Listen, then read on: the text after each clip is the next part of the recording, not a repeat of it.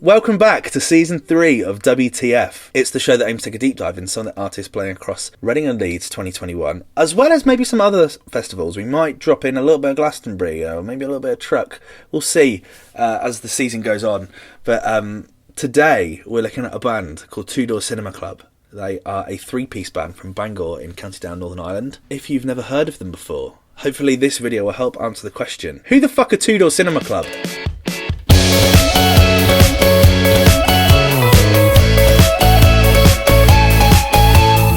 Alex, Sam and Kevin are the three members that make up Two Door Cinema Club. They're from Bangor, County Down, Northern Ireland. Genre-wise, they're described as indie-pop, indie rock, dance, punk and post-punk revival. They remind me of artists like Vampire Weekend, Bombay Bicycle Club, Foster the People. I'd probably add in a little bit of Block Party as well. I think they have that kind of clangy, high reverby guitar, higher pace stuff. Yeah, they're pretty cool. Alex and Sam first met when they went to Bangor Grammar School. They later met Kevin, who apparently was flirting with girls that were like mutual friends of theirs. Alex and Kev actually met in Cub Scouts, but they weren't particularly friends. Alex and Sam met early on in high school. Then Kev came back into the frame when he was trying to get with pretty much all our friends, who were girls. That was an interview with Amelius magazine in 2009. They first performed together when they were 16 on the ATL Rock School, which is a BBC Northern Ireland programme, under the name of Without Rory. The band finished in last place and recorded 3 singles before disbanding. And that's the end of Two Door Cinema Club. Not! The three then formed another band shortly. This time they created a name which was derived from Sam's mispronunciation of the local Tudor cinema, and so Two Door was born. In 2009, they started recording their debut album. This was at the E-Scout Studios in London with Elliot James, and began mixing in 2009 in the Motor Bassin studio in Paris with the legendary Philip Zadar of Cassius, who tragically died last year. Their earliest release, if you're on Apple Music, is the incredible I Can Talk.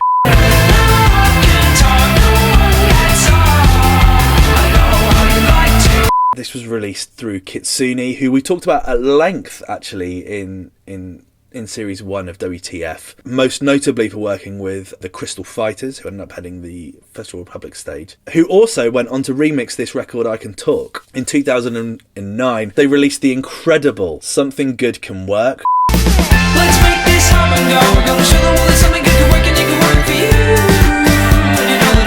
Again on Kitsune, a record that would go on to achieve BPI Platinum. That's 600,000 units sold. In 2010, they followed up these 2 singles with the incredible Comeback Home.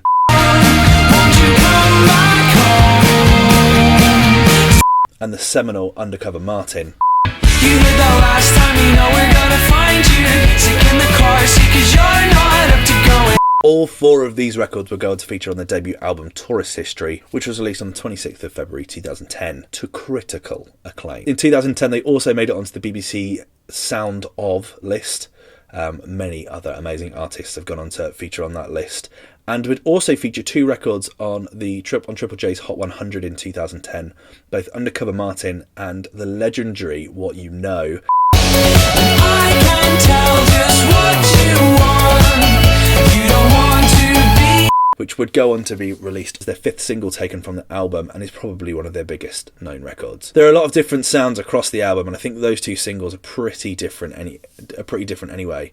In the end, it's going to be fast-paced electro-pop. It's going to be a fast-paced electro-pop album. That's our aim. Well, I think they achieved that. In 2010, they also broke the record for Reading and Leeds. At last year's Reading, Two Door Cinema Club packed out the NME Radio 1 tent so much that they created the highest amount of barrier pressure ever. They measured the barrier pressure and Two Door smacked it. I reckon that might have been beaten by Chase and Status on the main stage in 2013. That's just my opinion. I could be wrong. In 2012, they followed up with their first new record since their debut album, the brilliant Sleep Alone.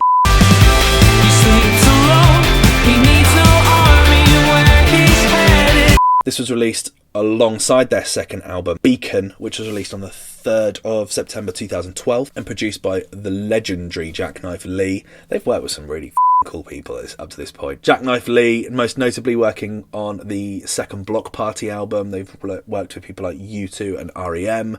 And I believe the most recent Catfish and the Bottlemen album was produced by Jackknife Lee, so we're not talking about a small producer here by any means. The second single taken from the album was released in October, and is perhaps my favourite record by them, and that's the brilliant Sun. Oh, I'm far away. I know I'll stay right. Following the release of their album Beacon, they released a 4-part documentary series entitled What We See. It accompanies the band on their 2012 tour prior to release of their second album. In an interview with Rolling Stone, Kevin said, "Our good friends at Baby Sweet followed us around for a few weeks, so our fans could get an idea of what life is really like on the road. Took a peek into our average day." I don't think there is an average day for a rock star, is there? But interesting. Other singles taken from this album included Handshake and the sensational Next Year. Someday you'll be somewhere talking to me as if you knew me. 4 years later, big old gap. The band have left Kitsune and they're now signed with former EMI subsidiary Parlophone, which is a subsidiary of Universal. Parlophone are a massive record label. Up until Sgt. Pepper's, they had signed the Beatles, they'd signed people like the Pet Shop Boys, Lily Allen, Ashnikko, Queen. Like, not a small record label, they're a massive record company. And announced the release of their newest album, Game Show, which was announced in April. Album artwork revealed on the same day as Radio 1 debuted the song Are We Ready?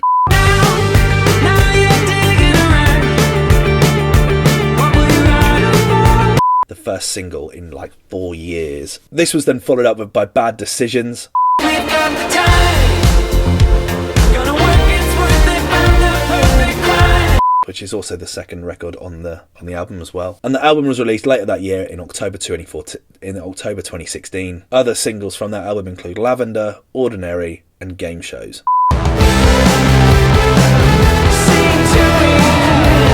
In February of 2019, they released a teaser with the band's website hinting at an upcoming album. This was 3 years after their previous gap. So from like 2012 at their height, we're looking at like 7 years. It's like a big gap. This time coming back with a record, Talk.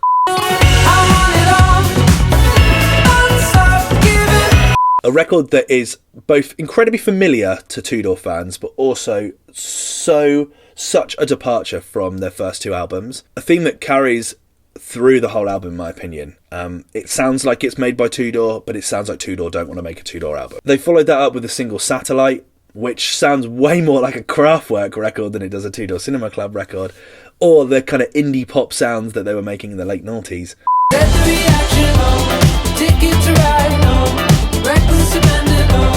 Which was then followed by the release of their fourth album in June 2019. Many speculation that they would have a little surprise set at Reading and Leeds. They didn't. Subsequent singles include Once and Dirty Air. The sky is falling, so pull on the chair. Everyone's watching like nobody cares. Both great.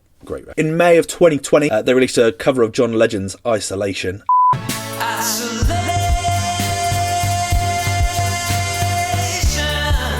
Everyone was releasing covers in May, weren't they? Goodness me. With the proceedings going to London's charity Extern. This was recorded by Alex in his home studio in London. And in June 2020, they released a surprise collection of rarities from the early years of the band entitled Lost Songs Found. The release followed the Irish trio 2019 full-length album False Alarm. A 3-star NME review called it a refreshing risk, adding, Two Door's fourth effort is far from wall-to-wall success, but the band who could so easily continue to tread their affable, well-worn path around arenas and festivals' main stages without a sideward step, as many of their indie contemporaries have and will continue to do. The risk of experimentation here is very welcome. NME 2020. They also started a six-part tour podcast in which they recount tales from their time on tour. This is going to be their 6th time playing Reading and Leeds. The first time was in 2010 in the NME stage, on that day where Mumford & Sons and LCD Sound System graced the NME stage. What a day that was. In 2011 they came back and played the main stage alongside C6 Steve, Madness, Pulp and The Strokes. 2012 they sub-headlined under Justice in the NME stage, supported by Subtract. Reading used to be so cool, God, I love that. That year was banging. In 2016, they headlined the Radio 1 stage with support from Nas, Jack Garrett and Blossoms. Blossoms are like right down there, by the way. And in 2017, they played on the main stage alongside Circle Waves and Kasabian. I remember being there with Lydia and Charlotte Newman and Lauren and Rob and my brother and Smokey, and we had a lot of fun. That was a good year. That was a lovely, lovely year. Sunshine, two-door. Brilliant. They are due to play on Main Stage East in 2020. What is Main Stage East? We will go into that detail in another video. Will I be checking them out at this year's festival? Absolutely. I loved doing this video. This was so much fun to research. They're such a great band, and it would be really easy to go, oh, they've tried to experiment too much, and I get that sentiment there from the Enemy about them experimenting, and it's welcomed, actually. You know what, we've got cult classics from them, and it's exciting to see them carry on, do something different and new. I like all their current singles. I think they're great. They're very different for Two Door, but you know what, that's okay. That leaves other people to go and make up-tempo electro-pop. So what do you think? Will you be checking out Two Door Cinema Club at this year's festival? Have you seen them before? Let me know your thoughts in the comment section below as always, and I will see you in the next one. Cheers. Bye.